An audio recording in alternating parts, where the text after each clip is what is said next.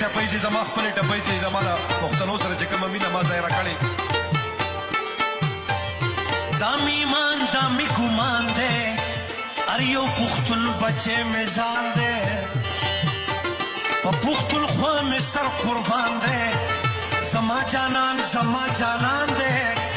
غم استه وایې چې خوله سمه خوځوینه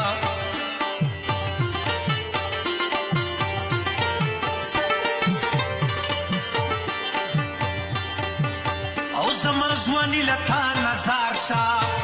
امې بنګړي له تا نظر شه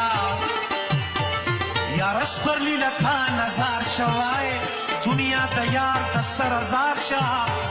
دنیا همیش وي یاران کله کله وینه